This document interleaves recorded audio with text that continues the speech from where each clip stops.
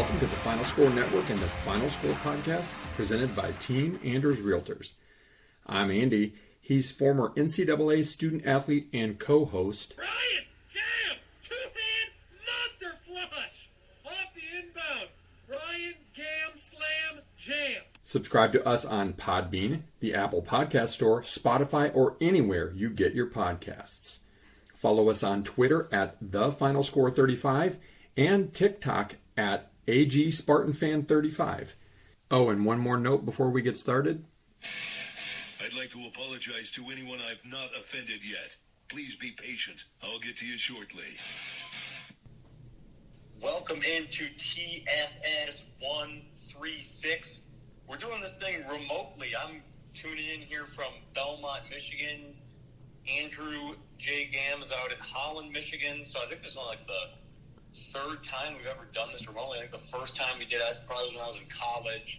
I did it from my house. You probably did it from here. And then I did it once in Maine. I think I called in and left some stuff for you. And once you did it by yourself. So this is really uncharted waters for us doing this from a different place. But hopefully it sounds all right. Hope you guys are doing well. Football, we got it this week, folks. It matters. College football is here Saturday. Notre Dame, Navy, among other games. So we'll get to later in the pod. We'll talk briefly about cannot wait. NFL preseason's almost done. Only 1 week of it left. And roster cuts, all that good stuff. Lots to talk about, as we always do. Go to the podium as always. I'll start. Let me make it brief because we'll probably be a little long here in the nitty-gritty. So this happened on Friday, I believe, with Max Homa. I know you're going to talk about it, and I said I was too, so I'll touch on it briefly, and you can chime in if you want to. So long story short, Max Homa's putting, and hear these guys talking in his backswing, betting $3 on his putt, all this stuff, and he goes on a tangent saying, why are you doing this one swinging, blah, blah, blah. Completely agree with you, Max. That's BS. Why are people talking in his backswing the first one? That you make a peep in someone's backswing, you should never be allowed back to a golf event ever again. You should never do that. That's against etiquette. When you're screwing around with your friends, doing fun stuff with pressure, whatever. But at a tournament with professionals, money on the line, even like people's careers could be on the line in some cases. That's BS. There's no room for that. Stop freaking doing your little side bets and saying them out loud. No one cares. Just shut up. It's stupid. Save the unruly behavior, you hooligans, for the soccer field. Like, it's just, there's only one sport where you really, well, maybe tennis too, but you can't do that. So just shut your mouth. And if you're too drunk to hold your wad, then don't go. All right. My podium. We're going to talk about, since Ryan actually grabbed mine, which is fine. This is why we talk ahead of time. This isn't really a negative thing necessarily because I really like this person. Scott Van Pelt. He's the only star ESPN has left after canceling basically most of its key people in the last few months because they're just going down the crapper for being woke, basically, their parent company, Disney. So SVP announced today, signed a new multi-year deal. He's a 20-year vet with ESPN. It includes SportsCenter, Monday Night Countdown, SV Pod, Bad Beats, and he covers the golf majors, including the PGA and the Masters. SVP is fantastic. I don't listen to a whole lot of other pods, and I don't listen to a whole lot of other pods regularly except for listening back to our own. But if I'm going to listen to one, typically he's one of them. He's been around for the 2000s, right? Like, Ryan, you grew up with him. I think he's great. He's got a great take. He's like an everyday guy. I just don't know. I know why ESPN kept him, but I don't know why SVP limited himself to them, because sports is really growing away from ESPN, in my opinion, especially if there are really rumors that they're going to go completely digital and streaming. And maybe he's got an out in his contract or whatever. It was a desperate move, I'm sure, by ESPN to keep him after they dumped everybody else. But, like, this is not the ESPN of the 90s with Dan Patrick and Keith Olbermann on SportsCenter when it was much must-watch TV, or when you got the Stuart Scott and some of those guys. Like, SportsCenter used to be, and when I was in college, must-see TV. I bet you I haven't sat and watched 5 minutes of non-game programming on ESPN in years. especially not on purpose. Maybe he was on in an airport or something, but I'm a little disappointed. I think SVP is better than ESPN. I wish he would have gone to Fox. I wish he would have gone to NBC. I wish he would have gone to CBS. I wish he would have gone just about anywhere else but back to ESPN. Yeah, I agree. Getting back to your sports and everything, yeah, for me, it was growing up, it was the Neil Everett, Stan Verrett. I would watch it on the Rewind when I was a young kid, just over and over again, watching highlights because I loved it so much. But, yeah, now it's garbage. All right, tee up. We'll get to that. We'll do this really quick. It just it peeved both of us off yesterday. It was hot already outside, and then it made us even hotter because we were just it was ridiculous. It was kind of comical at the same time, but also stupid. So we're going to tee up golfers in particular that are playing from the wrong tee box. What I mean by this is we're playing Boulder Creek. We pull up into the parking lot. There's this threesome teeing off. They're teeing off from the tips. You go, oh, they must be pretty good. Our tee time's probably 25 minutes later, 30 minutes later. We play the front nine, kind of slow. There's a few groups in front of us, whatever.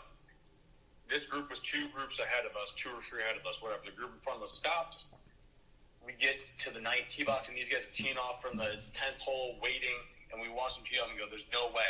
There's no way these guys should be playing the tips. And then we watch them tee off from the 11th hole. Boulder Creek was where we played yesterday. Very, very difficult golf course from the tips. I mean, it's long. There's a lot of forced carries. It's really, really difficult. It's not an easy course from the blues or whites. I mean, the blacks, that would take like a scratch golfer to shoot. I think the rating's like 73 from the tip. So it's not an easy course, even for a scratch golfer. But these idiots could not hit the ball at all. There's one guy, I don't think he made it past the ladies' tees anytime, did he? No, I saw him tee off on 2 different occasions. One time he actually hit it backwards sideways. Twice he whiffed. Twice he didn't carry the 75-yard ravine that he needed to. In fact, he hit it almost sideways on that. And, oh, by the way, here's my other pet peeve. It's 90 frickin' degrees, and you're playing the tips, and to make yourself look good, you're playing in pants like you're a pro. You're a freaking moron. Because you know why I know you're a moron? I watched your swing, and oh, by the way, you had a top-flight bag. So I'm teeing up anybody that has a top-flight bag who wears pants when they're playing golf when it's 90 degrees, and they're not a professional that's required to. And when you're playing the black tees when you should be playing the red tees. Yeah, that was ridiculous. No need for that stuff. So waste of time. I will say that yesterday I was kind of prepared for it, and I didn't let it bother me and shot a 37 on the back, so I wasn't super as pissed as I usually would get, because that usually makes my round go sideways in a hurry. Right. Yep. All right. Well, nitty-gritty time. We got 4 downs back. College football week. This is the last week of previews, so those keep us from. I wouldn't letter order. I did not for one team, and that's our Michigan State Spartans, who I will do an in-depth dive on here. I'm going to go second to second because I'll be longer, and then you can comment. So I think you've got the Badgers to talk about here. So without further ado, let her rip. I'll do it. First, I'll give a little word from our Big Ten segment sponsor, Norris Sports Group. NSG is a boutique agency of experts with 30-plus years experience in sports sponsorship, endorsement strategy, program assessment, contract negotiations, event activation, and post-campaign measurement. Visit norrissportsgroup.com today to learn more. All right, as Ryan said, I've been handling the West. I've been following along worst to first. Let's see if I can go off the top of my head. We had Northwestern, then we had Purdue, then we had Nebraska. Then we had Illinois, then Minnesota, then Iowa, who I think could sneak into this spot. It's going to really come down to the one game. And me winning the West this year, the Wisconsin Badgers. A little 5-year conference trend. Again, a little shout-out Sports Reference, College Football News, Athlon for some of the source information here. 5-year conference trend, 2018, Badgers 5-4, tied for second. 2019, 7-2, tied for first, went to Indy. In fact, that's the last time they've been to Indy. 2020, 3-3 in the COVID year, third in the West. 2021, 6-3, tied for second. And then last year, kind of a definite fall off in the midst of some coaching turmoil, 4-5 for fifth. So that's the one outlier, as Wisconsin is always up there at the top. Last year, I had them going 3-0 out of conference, 5-4 in the Big Ten, 8-4 tied for second, going to the Tampa Bowl, aka the Outback Bowl, or I think it's now the ReliaQuest. They went 2-1, 4-5, 6-6. They did win their bowl game, and they went to the Guaranteed Rate Bowl, finished 5th in the Big Ten. So, like I said, an uncharacteristically off year for the Badgers. Looking to this year, even with all of last year's drama, after a 2-3 start and a canned head coach, Wisconsin finished its 21st straight winning season. That's pretty remarkable. Won its 8th bowl game in the last 9 years, also remarkable, and is officially the winningest Power 5 program not to make the CFP during the era. If you're as old as me, you remember when Wisconsin was right there with Northwestern as just about the most winnable game on any schedule. But for the first time, maybe since the Barry Alvarez reset back in 1990, back when the Badgers used to be bad, the Badgers are looking at a fresh start and the sort of unbridled enthusiasm that more often comes with programs trying to rise from the ashes. That should scare the hell out of the rest of the Big Ten West. Let's look at the offense. Unless you're from another universe, you already know Wisconsin has a legacy as the preeminent running offense in America. It made Alvarez. It made Bielema. It's made oodles of stud NFL running backs. So are you ready for this? The Badgers are going air raid. Yep, you heard that right. Air raid meet Wisconsin football. Enter new offensive coordinator Phil Longo. He's been with Mac Brown lighting it up at North Carolina, and prior to that did so at Ole Miss. He and Fickle are looking to get UW football into the 2020s. It'll take a little bit more than this season as plenty of recruiting needs to be done, but Wisconsin fans will be jumping around at the prospects of a newfangled offense. Thanks to the transfer portal, Longo and the offense is going to hit the reset button hard on the style. While they won't wave goodbye to ground and pound, they will make strides pretty quickly toward the air raid. That starts at quarterback, where UW brought in 3 very good options. Nick Evers from Oklahoma, Braden Locke from Mississippi State, and likely starter Tanner Mordecai from SMU, and a whole new dimension to the offense. Add to the haul of quarterbacks is the receiving core. It should be fantastic with C.J. Williams from USC, Will Pauling following Coach Fickle from Cincinnati, and Bryson Green from Oklahoma State. So these are high-level transfers, people. These are not D2, low D1 transfers. These are big transfers. These 3 guys are coming to work in with last year's top 3 targets who are back, Chimere Dike, Skylar Bell, and Keontez Lewis. The Badgers might just be the second strongest receiving core behind NFL-loaded Ohio State. The Badgers will continue to use the rushing attack, no doubt, which will be led for the 3rd consecutive year by tailbacks Braylon Allen and Ches Malusi. Allen is the 5th Badgers running back to rush for at least 1,000 yards in both his freshman and sophomore seasons, and Malusi has averaged 4.5 yards per carry since arriving in Madison. The ability to run should help the passing attack come along at a reasonable pace and gives Wisconsin something to fall back on should their air raid sputter. The good news is UW always has a mammoth pro-caliber offensive line to support, and this year is no different. Another Cincinnati transfer, Jake Renfro, will handle the center job, and returning centers Jack Nelson, a beefy 6'7", 305, and Riley Malman, 6'8", 318. How's that for a couple of bookends? Protect the edge. Typical Wisconsin. Yep, the front was below average by Wisconsin standards last season, but should take a step forward and watch this offense get launched. Defensively, so if the offense is going to be potentially revolutionary, what about the D? The Badgers bring back 8 starters from a good by their, but not great by their standards, 2022 squad. But with new defensive coordinator Mike Tressell's 3-3-5 style coupled with the returnees, this could be a very good defense. I think Ryan actually picked them to be the top defense last week. Tressell brings Big Ten experience and should take this full cupboard and go to town. The first place Wisconsin does need to look to improve on last year is in the pass rush. Inside linebacker Meima, these names are tough these days, Meima Jongmeta returns after leading the team in tackles. He had 95 of them, and Tressell may try to feature him as a pass rusher up the middle. Jongmeta posted a 23.9% win rate on pass rushing snaps, according to PF Pro Football Focus, which tied edge rusher Nick Herbig for the team lead last year.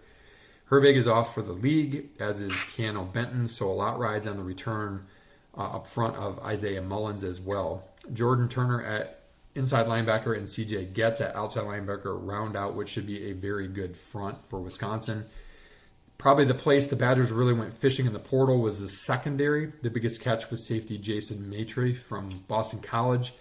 Meanwhile, Hunter Wohler returns from injury to play the hybrid position that Trussell and most DCs these days covet.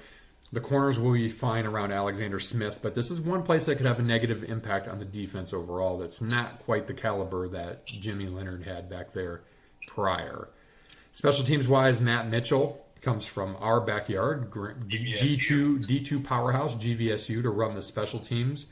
Sophomore Nathaniel Vakos, an Ohio transfer, is expecting to handling the kicking duties. And Wisconsin is replacing 3-year punter Andy Vujnovic with senior Jack Van Dyke. And then Fickle has him working on adding the Aussie-style rollout punt to his arsenal, which is also popular these days, mostly for guys who can't just catch and kick like Michigan State's guy last year could. Final take. Last year was a down year for this team, and it was still a winner. Enter a coveted coach, crazy good staff, haul of impressive transfers, new approaches on both sides of the ball, and, well, things are hot heading into this season. The last one with the softy West to rule.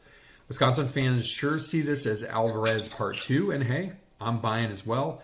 Fickle's an excellent coach with a Big Ten pedigree, and he's going to modernize the way Wisconsin plays, which sets them up great for the new Big 18 going forward. Meanwhile, the only question left remains, do they have enough to win in Indy 2? So I look at their floor at 9-3. I mean, that's a pretty good to have a floor as bad as 9-3. A ceiling of 11-1.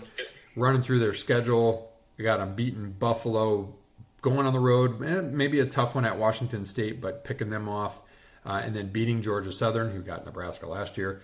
Going on the road, beating Purdue, and then it's an early season bye for them, and then it's a little bit of a run. Rutgers win at home. Iowa win at home. Loss at Illinois.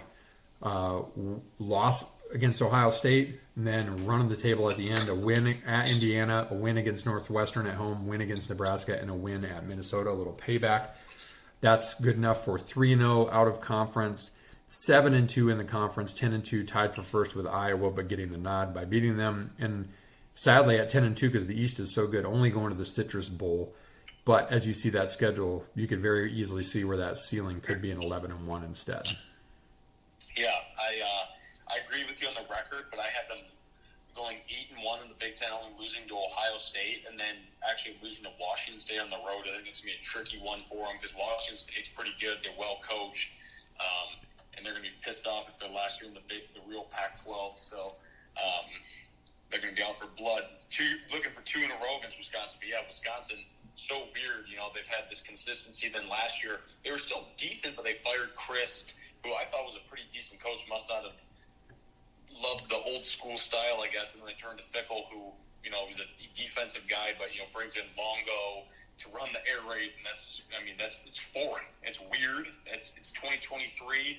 I guess they finally adjusted, but it's just going to be weird to see Wisconsin run an air raid. Mordecai's the real deal, and so is Braylon Allen for that matter. So they at least have 2 really good players, and then always have a good offensive line, like you said, and then defense is always solid. Then brought in these receivers, so should be a really good season for Wisconsin.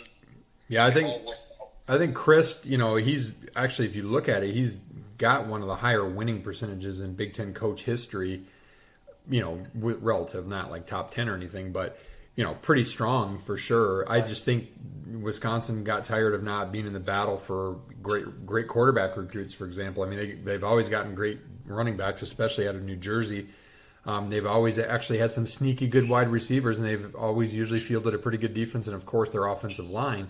I think they're kind of getting tired of playing 8th, 9th, 10th fiddle in the quarterback recruiting game in the Big Ten. When Maryland's got a better quarterback that you brought in, well, he was a transfer too, but I think that's probably ultimately what sealed Chris' fate. Is they just said, "Hey, it's time to get with the times. No more of this power eye stuff."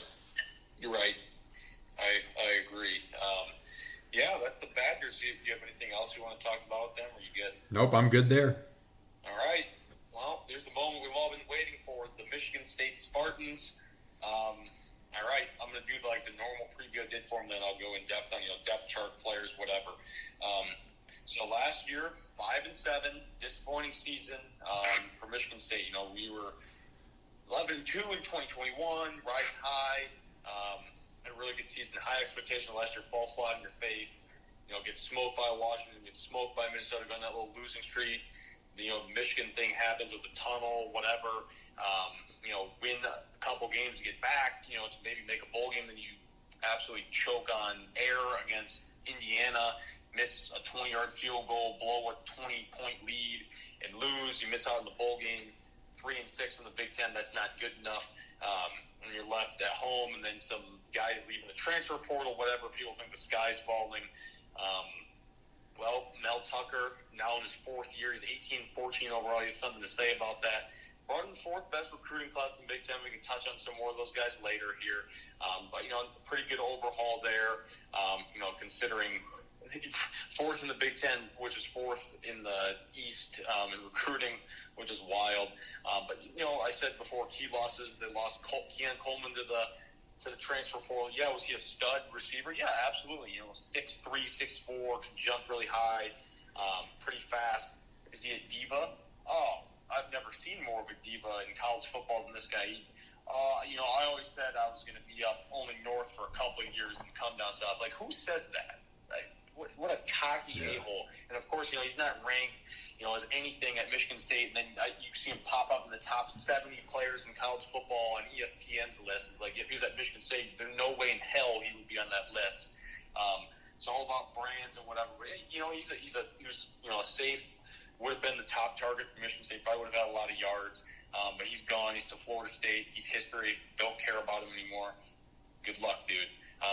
And then, obviously, Peyton Thorne transferred to Auburn. He won the starting job there.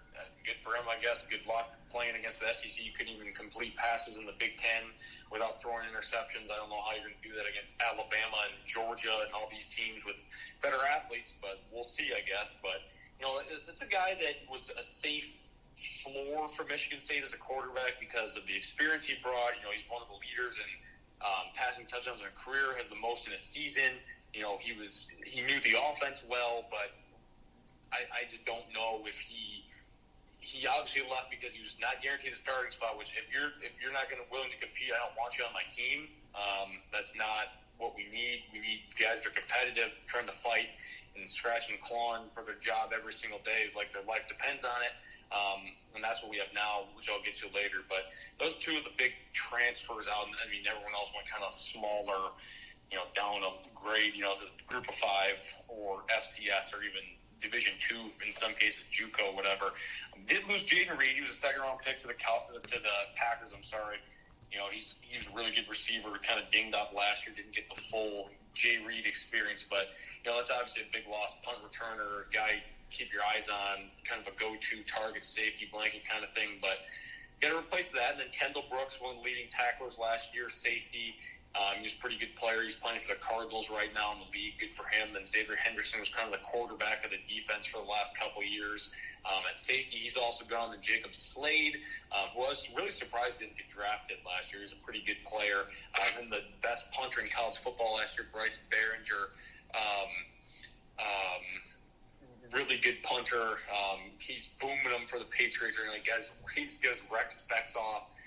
Good for Bryce. He's going to make a long career for himself in New England in NFL. Now, key returners, Jacoby Whitman's back. Love him. Missed the last 4 games of the season last year due to a stupid suspension. He won Big Ten Defensive Player of the Week like 3 times last year. I think he was National Defensive Player of the Week a couple times. Forced a lot of fumbles. He can play linebacker. He can, pick up tight ends and maybe slower receivers. He can rush on the edge. He's got moves. He's quick. He's a good leader. That's the kind of guy you want in your middle on your defense. Pairing with Cal Halliday, who led, I think he was one of the top tackles in the Big Ten last year. He's led Michigan State tackles the last 2 years. He's beefed up. I think he went up like 10 pounds. Like, I need to be this way to play linebacker in the Big Ten and not get banged around. He's kind of been hurt a lot in his career. And now's the time to, take that. It's his 3rd year as a full-time starter as a redshirt junior here. Expecting a big year out of Cal, the boogeyman Halliday. And then defensive tackle Simeon Barrow's back. It'll be his 3rd year starting as well. This guy's got first-team All-Big Ten written all over him. He's a beast. He's strong. He's quick.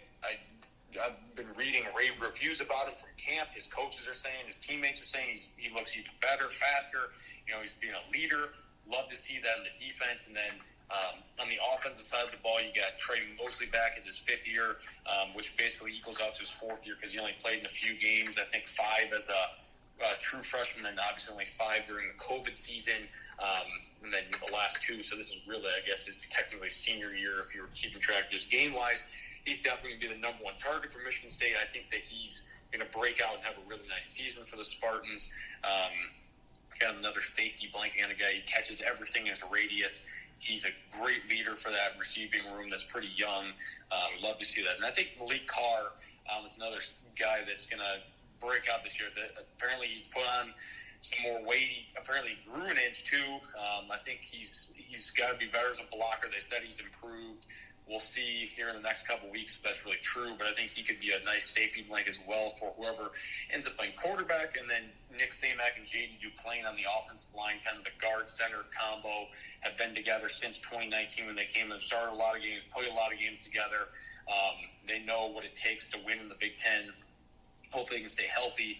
Samak's been kind of banged up, but expect to be fully ready to go on September 1st against the Chippewas.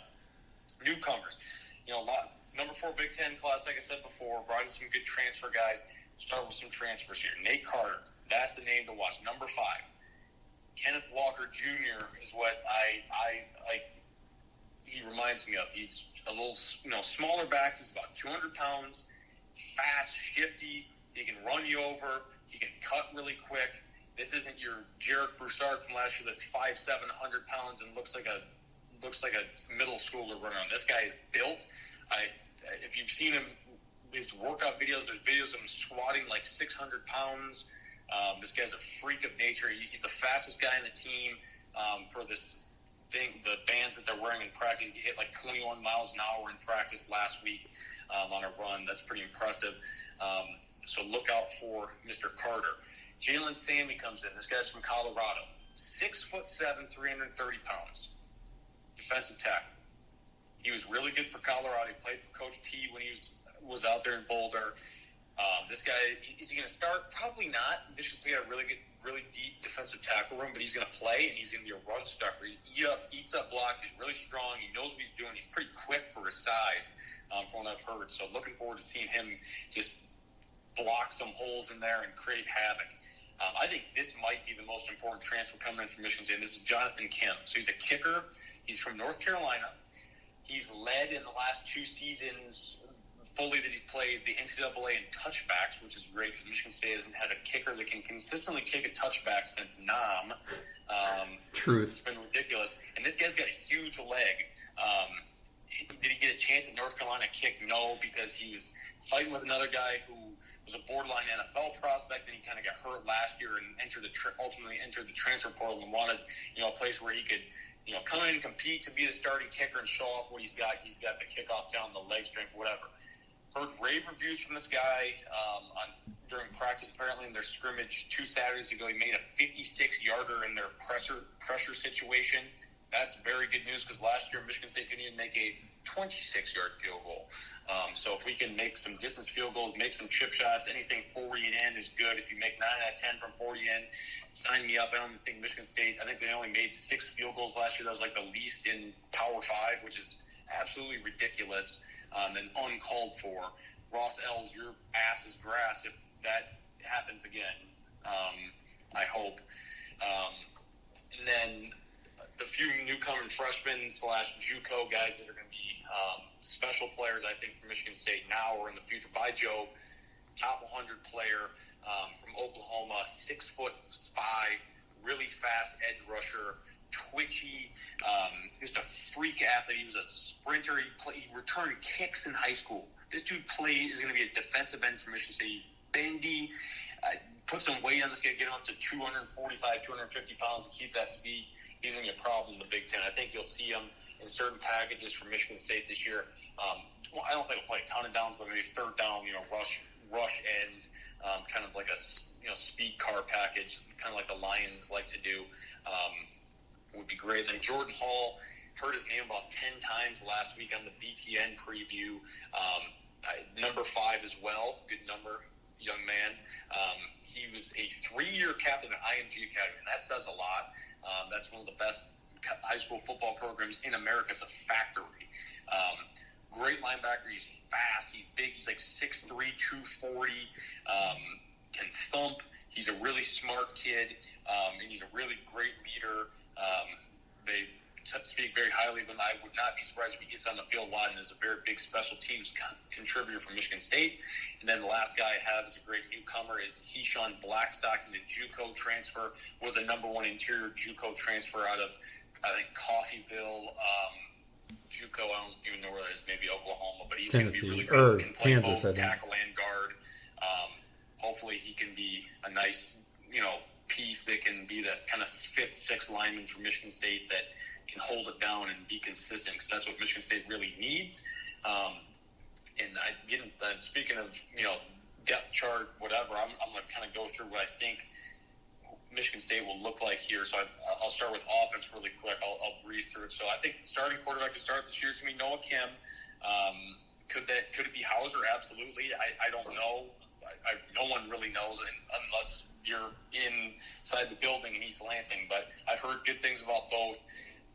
I'm guessing both will play a lot in both the first games, then kind of figure out whoever's playing the best through those two. And then Sam Leavitt apparently has played well. Wouldn't be surprised if it's, these games are blowouts, which I hope they are. He can get some tick as well, which would be really cool. Running back, I think it's going to be Carter and Berger as kind of the main guys. Then Jared Mangum comes in from USF. He's kind of the short yardage Jamal Williams type back, 6'3", 230. He's really, really powerful back, can get you some short yardage, touchdowns and whatnot if you need him to, get a couple yards when needed. Then you got, Jordan Simmons, Davian Prim, who have been in the program for a few years. Simmons led the team in rushing in 2020. That's not saying a lot because I think he only had like 50 yards in 5 games, so he couldn't run the damn ball. Then Jalen Barber comes in. He's a guy I'm excited about. I think he'll end up redshirting possibly, but fastest. They're saying he's the fastest straight sprinter Michigan has had since DeAndre Cobb. If anyone remembers him, that dude was lightning in a bottle. Put him in the kickoff return game, baby. Yeah.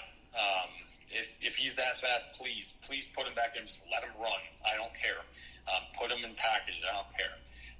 And then receiver, I think Michigan State's top 3 as of now, and then I think it will be pretty rotated. But I think Mosley's definitely the number 1 guy. And you got Alante Brown. He transferred over from Nebraska. He's a speed guy. He was originally committed to Michigan State, then ended up staying one more year in high school, went to a prep school, then went to Nebraska, transferred to Michigan State. Fast guy, shifty. He's got experience. I think he'll be pretty good for Michigan State. Wearing number 0. Then Montori Foster. This is my breakout candidate on offense. I think he could be really good. He's been kind of dinged up the last couple of years. He's a basketball player. He's can high point the ball. He's athletic. He's quick. I think he's going to be really nice for Michigan State, as well as Tyrell Henry, who I think could be a really good punt returner for Michigan State. Watch out for him. And then Christian Fitzpatrick, Deron Glover, Antonio Gates Jr.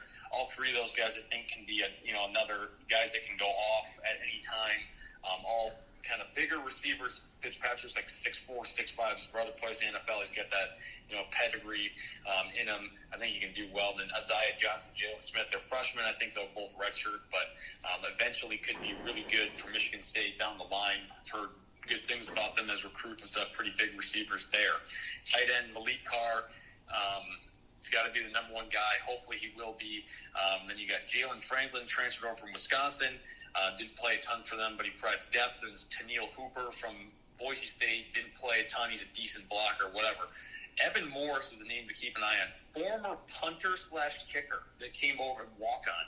Apparently, Michigan State likes to turn former punters into tight ends for some reason that wear numbers in the 90s. I don't get it. But apparently this guy's could be the number 2 tight end for Michigan State. I don't know if that's because he's worked hard and gotten well, or the room just is absolutely abysmal. I hope it's the first thing I said, that he's actually good. But we'll see. And then Jack Nickel, Michael Manasus, they were redshirted last year, highly touted tight ends coming out of high school. Could they be decent? Yeah, but no game experience, so we'll see. And then Brennan Parachek, he was a 4-star tight end last year out of, I can't remember, if it was Saline or Rochester, one of the 2. I think it's Saline. He could play, but I think he'd redshirt. And then we got some guy from Norfolk State. I don't think he'll play. He's just kind of a body. Left tackle, things to be Blackstock or Baldwin. I would think that maybe roll with Baldwin. He knows the system a little better. I think that's a pretty safe left tackle. Both are pretty decent. Then Ashton Lipo, the guy from Grand Haven, he's like 6'8". Could be a backup. I've heard he's played well. Left guard, J.D. Duplain, definitely will start there. Then Kevin Wigington, I've heard he's played well as a backup. I think he's a redshirt sophomore now. That's good. Then Cole Dellinger, he can play guard and center. From Clarkson, he was 4-star. Could be a pretty good player from Michigan State. And then Samac, I think, will be a center. Dallas Fincher backing him up. Samac's a really good center. Could have a big season. Right guard, I'm excited about Gino Vandermark. Started a lot at the end of last year.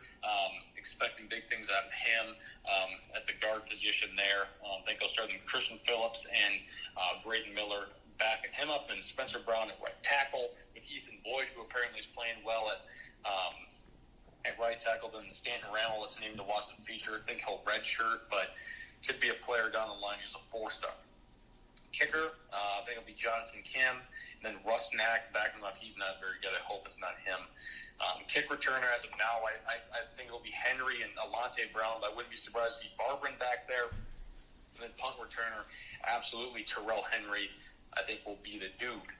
Flipping the defense real fast. Breeze through.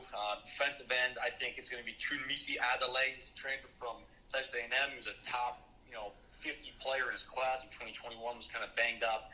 He's a big fella. Apparently, he's been playing well for Michigan State here. I think he's going to make some noise in the Big Ten. And Chris Boggle, who was hurt a lot last year. He was another guy that was highly touted, transferred to Michigan State. He's got upside, just got to stay healthy, big fella. And the rest at defensive end, I think Michigan State's got a lot of depth here. Avery Dunn, who came on at the end of last year, was pretty good. Brandon Wright, kind of that speed edge guy, former running back, which is kind of weird. What is he in his 8th year? Yeah, seriously, he might be. Then Ken Talley, he transferred right before the first game last year. He actually went to Penn State, then he didn't like it, then came to Michigan State. He was highly touted as a recruit. Don't know how much he'll play, but he's depth. And then Zion Young, he got suspended for the brawl last year. This dude has potential to be an all Big Ten player in the future. He's 6'6", he's fast, he's big, strong.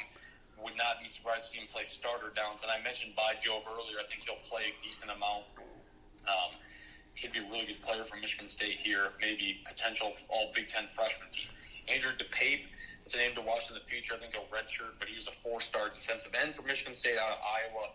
Good player than James Schott from Indianapolis area, provide depth at DN. D-tackle, my favorite position for Michigan State this year. Simeon Barrow, Derek Harmon, studs in the middle. Harmon, really, really good player. Expecting big things of both. Backups, Mav Hansen, Jalen Sammy. Both beasts. Mav is a good leader. He's been in the program for a long time as well. He knows what he's doing. Gets a lot out of his fellow teammates. Big time stuff right there. And Alex Van Suerman, he was Michigan State's highest rated recruit in 2022. I think he could have a big season. He's put on some weight, so that's good.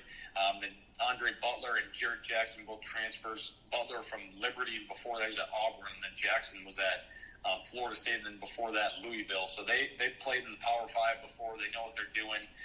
Provide some depth there. And then Jalen Thompson as well. He was a highly rated defensive line recruit out of Cass Tech. Watch his name in the future. Linebacker, Cal Halliday, Jacoby Wimman, enough said. Talked about him before. Surefire starters. Aaron Boulay, he'll play starter downs. Really good guy. Can speed rush on the edge as well. Cover a little bit. I like his game and how he played at the end of last year. I'm expecting big things. Darius Snow, if he's healthy, he will play a lot. But I don't know if he will be. Praying for it because he's a good guy. And he's a great leader for Michigan State. And he knows what he's doing. He's kind of like the captain of the defense kind of thing. We need that. Then Gaiote is still there. He's been there for 20 years too. Hall, I mentioned him in my Impact Newcomers. I think he could be good. Quigg and Carter, he played last year. He was a little dinged up, but I think he might have played in one game. He's some depth there. Aaron Alexander transferred over from UMass. He's depth. And then Harold Joyner, he's still with Michigan State. Moved running back to H-back to safety. Now he's a linebacker. Who knows if he's good at it? We'll see. Michigan State plays a stupid 4-2-5. Nickelback, Angelo Gross, I think, will get the start. God help us all. Chester Kimbrough is still here. I don't have any words for that. Neither for Justin White, I don't have any words for that position. Corner, very skeptical. Chuck Brantley, is he good? Yeah, but he weighs 5 pounds. Can't ever stay healthy. We'll see. I think Caleb Colby's a name to watch at corner. Apparently he's played well. I think Dylan Tatum could have a nice season. Then we got Terry Roberts, Samar Melvin. They're both transfers from Big Ten schools. So we'll see if they can provide depth there. Then Aid Willie and Marquis Lowry provide some depth, and a few freshmen as well. And safety, I'm excited about the future of this position with Mangum and Malik Spencer. I think they're both going to be pretty good players from Michigan State. Both true sophomore, or one, I guess, Mangum will be a true sophomore, and Spencer redshirt freshman. So I expect big things out of those guys. Maybe not right away, but here in the very near future. Then punter Ryan Eckley's from got a good name, and he's from Florida. Apparently, he's a pretty good punter, big leg. I think as long as he can just not shank the ball, we'll call it good. Big question for Michigan State: Will Darius Snow be healthy? I don't know. Who steps up on offense? Can the defense improve even marginally, slightly? I don't know. There's a coordinator hot seat. Jay Johnson, you're on the hot seat. Scotty Hazel's in your seat's even hotter. Please perform and get these guys ready to go. Biggest key for Michigan State, I think, this year, you need a positive turnover margin to sustain drives. No 3-and-outs, no stupid play calling on 3rd and short, whatever. No hurry up to jam the ball out of the shotgun on 3rd and inches and get stuffed. Frickin' sneak it. Get creative with your plays. Put your guys in good situations. Please, please, please, please. I've seen enough crap after last year. All right? Let's go through the schedule really fast. Central Michigan at home, win. Richmond at home, win. At Washington coming in, I think it'll be a close game, but lose. Michael Penix gets the best of Michigan State yet again. Maryland, win.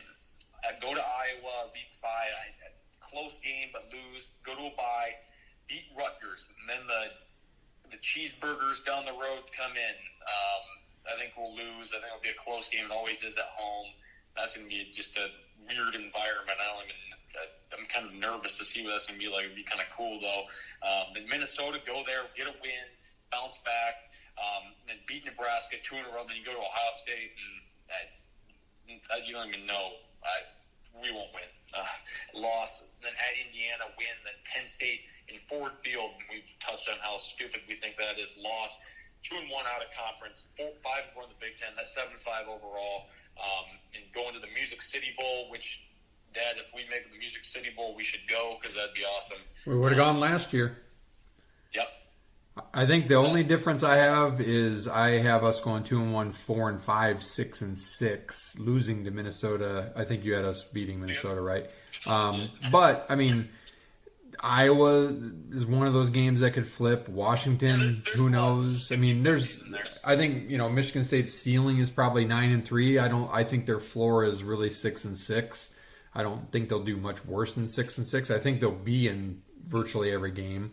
I think they gave away a more potential win against Penn State by moving that to a neutral site. I just feel like moving it inside, I get it. They play in the winter too in State College, but I just think that Michigan State gave up more of a shot at an upset win by moving that game to a neutral site. But, that's with no surprises in their schedule. I have them going 6-6, and Michigan State's always good for a surprise both ways. So they'll probably lose a game they shouldn't lose, a la Indiana last year. They'll probably win a game they shouldn't win. Michigan, Penn State, maybe a road trip to Iowa, Minnesota, whatever. I expect more than 6-6, but realistically, at age 50, I've seen enough to know, especially with questions at quarterback. Although we had questions at quarterback 2 years ago, too. Remember, it was Russo and Thorne, and nobody knew, and then Kenneth Walker busted a 75-yard touchdown run on the first play of the season, and the rest was history. So will Carter be that good? I mean, I certainly haven't done as much homework. I rely on you to do Michigan State's homework. I'm liking what I hear. Quality of depth, I think Michigan State Depth is probably has. Yeah. I think he has better depth than he's had since he's been here, which is a key to win in the Big Ten. Because I think virtually anybody in the top half of the Big Ten has the starters that can beat anybody. It's the depth is where you win though, because injuries happen, right? Like it just happens. So, and you need some of your stud recruits or your stud young guys or guys that have been in the program maybe a year that were stud recruits a couple of years ago. You need them to kind of step up. And so will that be for Michigan State at wide receiver? I think that's an easier position to make an impact at. Tight end has been really persona non grata for Michigan State for a while now. I feel like almost since what was his name? Josiah Price. Like Michigan State used him a lot, and they've had Carr, and he's been a touted guy, and they had Barker, and he was a touted guy, and like none of these guys have done much. And you look, and Michigan has had good tight ends over the years. Iowa's had great tight ends over the years. Like good teams with balance have a tight end that's a safety valve, and Michigan State has got to work that into the passing game, especially with a young quarterback. The last thing I'll say about this team is, I'll tell you, Hauser certainly looks like a quarterback, more so than Kim, but just give me the guy that's going to make the best decisions, not necessarily safe decisions all the time, but give me the guy that just doesn't make mistakes, that has command of the offense, that doesn't make stupid plays. Kim certainly did some good things in backup role last year. He has a cannon for an arm, and Hauser's is even bigger. So, like, if these guys can make the throws and the receivers can bail them out, and the secondary, that's probably the big weakness on the defense. If they can kind of come along nicely, hey, who knows? Who knows? Right. Yeah, we'll see. I guess only time will tell. All right, let's go to hodgepodge. It probably took a long time, but that's all right. That's all right. Yep. Moving on. You got any hodgepodge, or you want me to go? No, I've got nothing. All right. Except for we'll do the pick 'em at the end. Okay, that sounds good. So, all right. So here's one that's non-football related. I saw this week that Enes Kanter is threatening to don a wig, change his name, I can't remember, to like Anisha, and play in the WNBA. And I say, do it. Freaking do it. Do it and prove a point. Do it. That's so funny. All right, here's a couple for you. This one by way of Mitch. How long is Noah Kim's leash to start the season, assuming he captures the starting job? Yep. I don't think it's very long.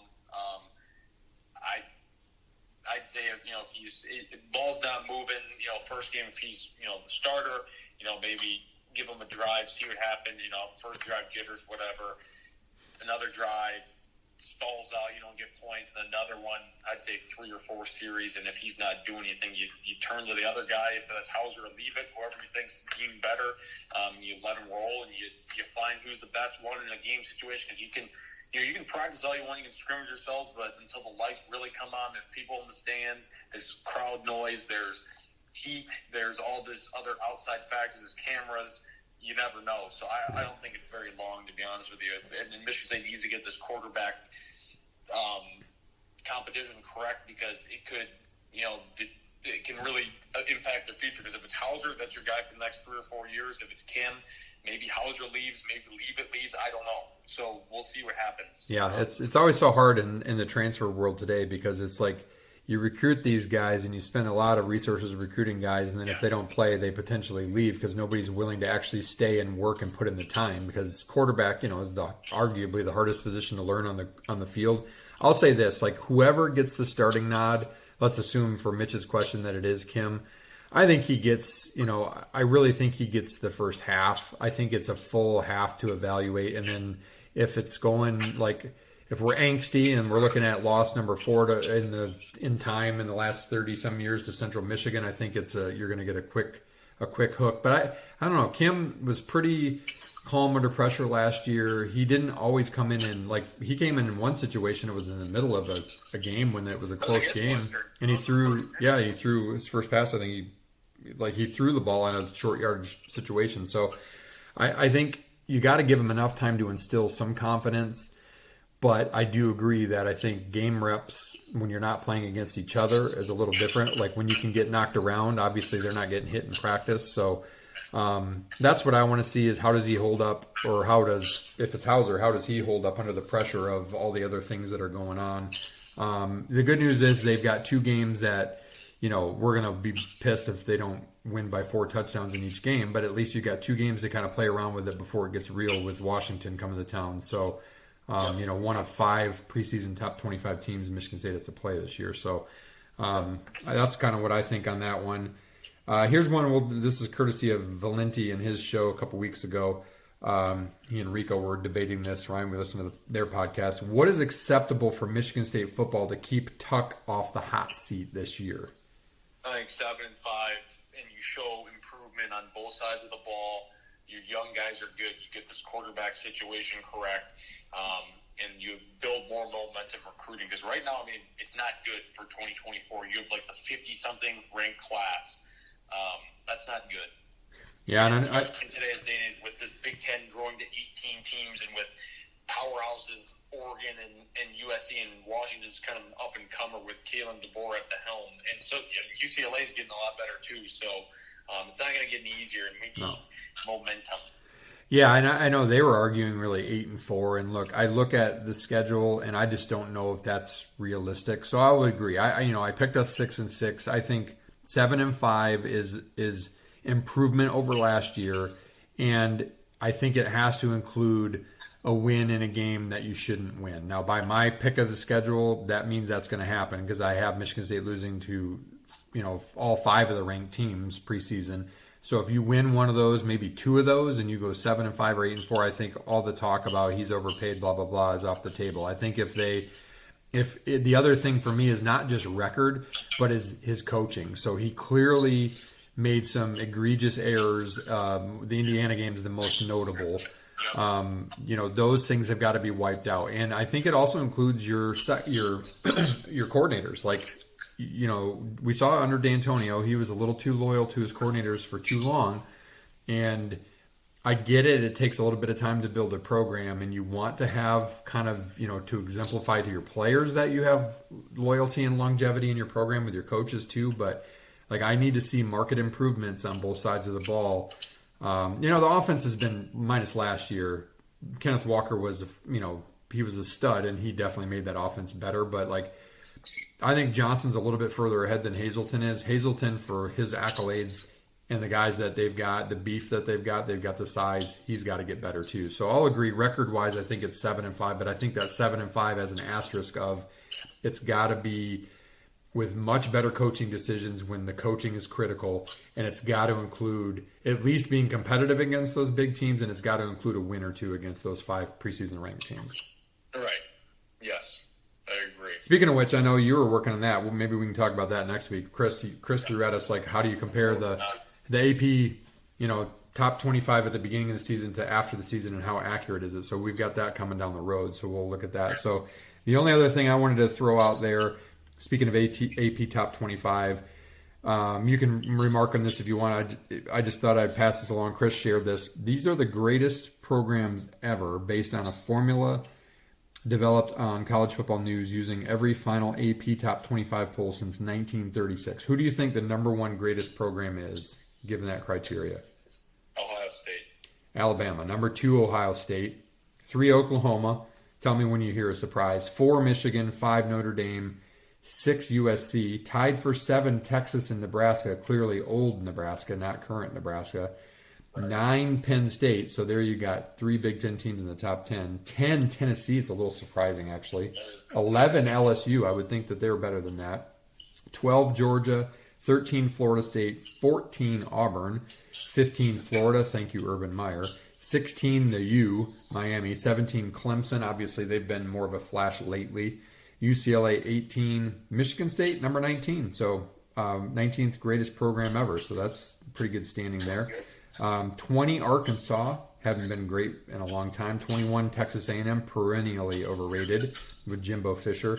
22, Washington. 23, Wisconsin. I'm actually surprised Wisconsin doesn't play out better than Michigan State, but they were pretty bad for a long time. 24, Ole Miss, and 25, Iowa. So the Big Ten very well represented in the AP all-time top 25. Yes, they are. All right, moving on, because we are definitely going to be cooking over an hour today. A You word. want to do the pick 'em really quick? Oh yeah. Let's do our pick 'em, then we'll do a sponsor ad. Okay. Pick 'em this week. Week 0. Notre Dame versus the Navy Midshipmen in Dublin, Ireland. 20.5 is the spread for Notre Dame. We're picking the spread here. Who's covering? Navy always plays Notre Dame tough. It's overseas. I don't know anything about either. Notre Dame's got a new quarterback, right? Yes. I think they can win by 3 touchdowns. I'll go with Notre Dame to cover that. I'm saying Navy covers. I don't think it's going to be very high scoring. UTEP versus Jacksonville State, straight up. I'm going UTEP. I don't know anything about any of these teams. I'll go with UTEP because I got a nice laptop sticker from one of our dealers down that way, so I'll go UTEP as well. All right. New Mexico State, UMass. This is the game that's on ESPN on the first time. That's hilarious. 7.5 is the spread for New Mexico State. They're covering. Is Beth Mullen calling this one or what? I don't know. Jerry Kill's the coach of New Mexico State. All right, that's all I need to know. I'll go with Mr. Seizure himself, Coach Kill. Yeah. All right. Ohio versus San Diego State. Surprisingly, this is just straight up because San Diego State's only a 3-point favorite over Ohio, which is interesting. Yeah, because they've been pretty decent over the years. They've had good seasons. Do they still have Brady or Jabba the Hoke as a coach? Yep. I'm going to go with the Aztecs. All right. I am as well. Vanderbilt versus Hawaii in Nashville. Vandy's 17-point favorite. I think they cover it. I don't think Hawaii's very good.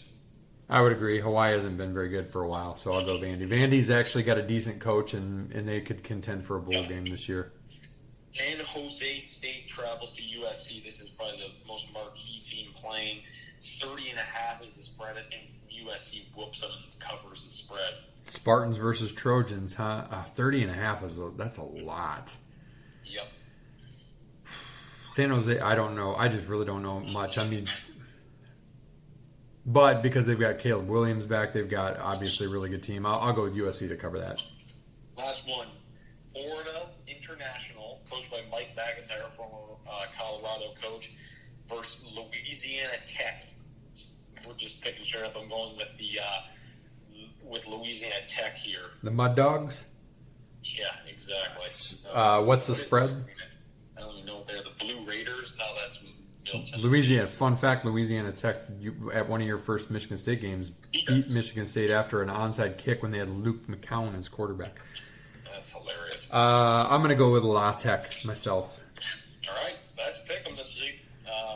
Next week would be more fun when we actually have more games, but still something. Got to get started. Go for the ad. All right. A word from our presenting sponsor, Team Anders Realty. They will help you find the home that best fits your needs and make the process simple and fun along the way. The Anders have served thousands of clients over 30-plus years in the Grand Rapids, Michigan area and are here to serve you today. Learn more from our title sponsor at teamanders.com. All right. Moving on to third down, which is our bracket. We've kind of been messing around the Big Ten lately. We did running backs, quarterbacks, wide receivers, defenses last week. This week we're going to go with a little coach bracket, but to simplify it, I have cut anybody out of the bracket that is under 500 in their career Big Ten win percentage. So that includes Northwestern's new coach, whose name escapes me, Braun, and I forgot to put him in there. Ryan Walters, Purdue's new coach, who's a new head coach. Matt Rule, who's, whether you want to argue he's a good coach or not, he's 0-0 in the Big Ten, so he's out.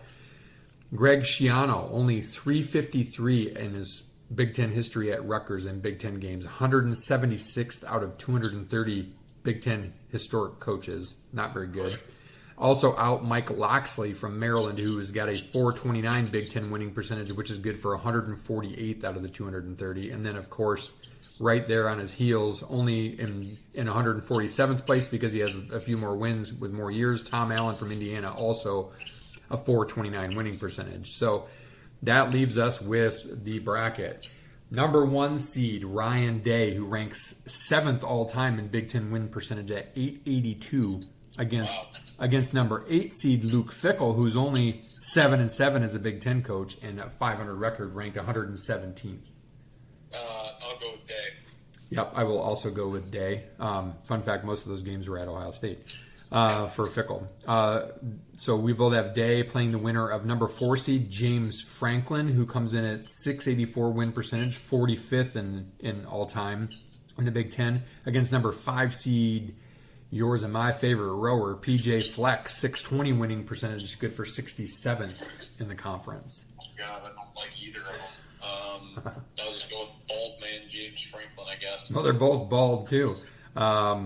Key and Peele, James Franklin. I think Franklin's a better recruiter, so I'm going to give him a nudge. Maybe part of that's because he's at Penn State, but I'll go with Franklin as well.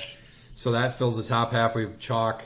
Then you go down to the bottom half of the bracket. Number 3 seed Brett Bielema, 692 win percentage, good for 42nd. Obviously, he had a good run at Wisconsin, and he's been decent at Illinois. Against number 6 seed Kirk Ferentz, who had some kind of down years to start his career, but is 618 overall and ranked 68. I'm going to go Bielema. Couple of Iowa guys. Bielema played at Iowa. I like Bielema. I think he's a good coach. I think Bielema because, I don't know, I mean, I think they're both kind of old school offense, but I think Bielema's more willing to make changes to help himself versus Ferentz, so I'm going to also go with Bielema, the 3 seed. And then the in-state battle, number 2 seed Miami at 747 win percentage, good for 27th all-time in the Big Ten against Mel, 563, 94th in the Big Ten. Cheeseburger boy. I mean, I hate to say it, but Harbaugh's a really good coach, and I got to go with him here. I mean, I think Tucker could be better in the future if things go correctly, but you got to go with Jim. Yeah, he's an idiot. He's a good coach. He's a he's a pretty good recruiter. He stays with what works for them. He's willing to get rid of coordinators, which I think is important. So as much as it pains me, because I think he's a total ass bag and a clown, but I would agree. The cheeseburglar, or the hamburglar, we'll call him, Jim Harbaugh, who's, by the way, Michigan suspended him for 3 games to get out ahead of the NCAA, but that's a whole other story. So chalk. So Ryan Day against James Franklin. Ryan Day. I agree with that. And then Bielema against Harbaugh. Bielema. I agree with that. I think Bielema's done more with less than Harbaugh. I don't know that Harbaugh could have the success he has at a Wisconsin or an Illinois without the resources. So we both have Bielema against Day. I'm going Bielema. I'm going upset city. I got to agree with you. I think that Day inherited obviously a lot from Urban. Now, he's a good coach too. He's only lost like 6 or 7 games, but he got keys to a Ferrari, and he's got a pipeline of NFL talent. And again, Bielema has got to bring guys into freaking Champaign, Illinois. And if you've ever been to Champaign, Illinois, don't blink, because as soon as you're out of it, it's back into the cornfields. It's nothing spectacular. I mean, look, they barely have anybody at their football games when they're good.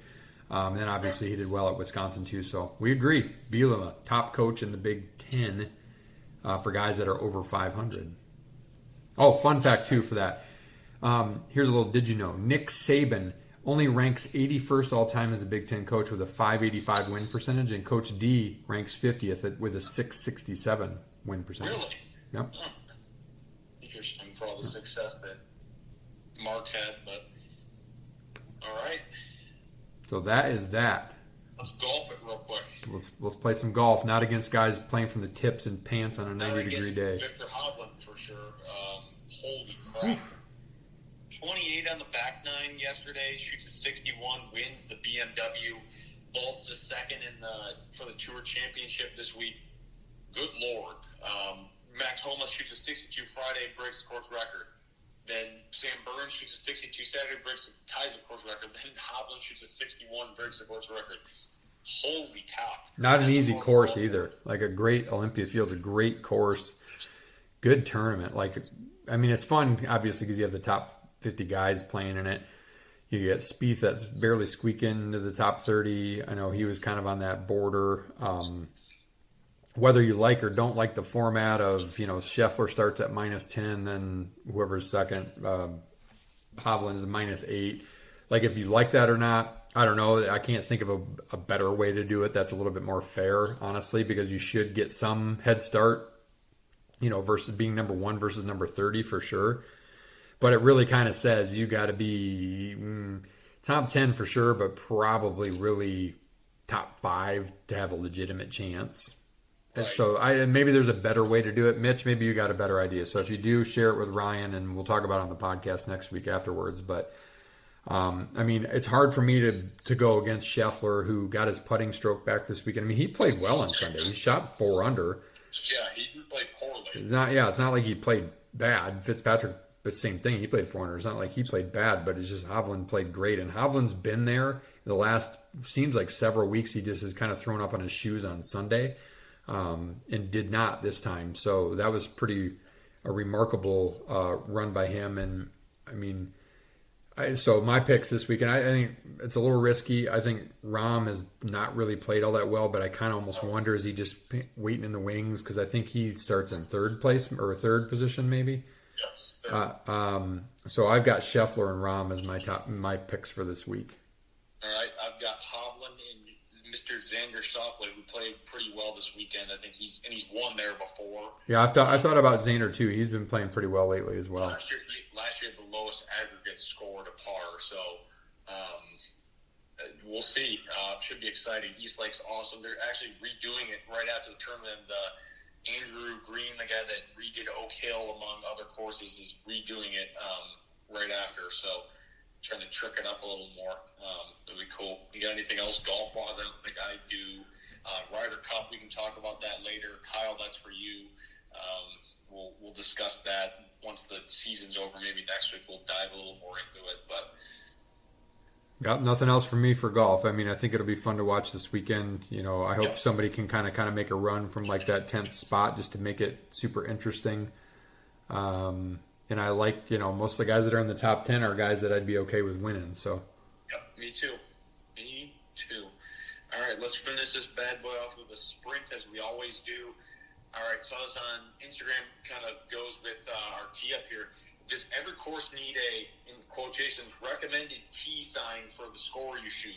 Yes. And it needs a lie detector test too, because I don't care if you show up looking like you take money off of people and you play professionally.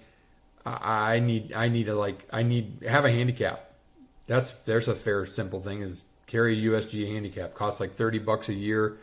If you're at a club, you get one automatically. So yes, because here's the thing too, is the red tees get a bad name as the ladies tees. They're really the front tees. And if you're a beginner, there's no shame in playing the red tees and learning how to play golf and have some success. I don't need to watch you toil from 7,200 yards in 90-degree heat in pants with a top flight bag when you suck ass and you're slowing me down.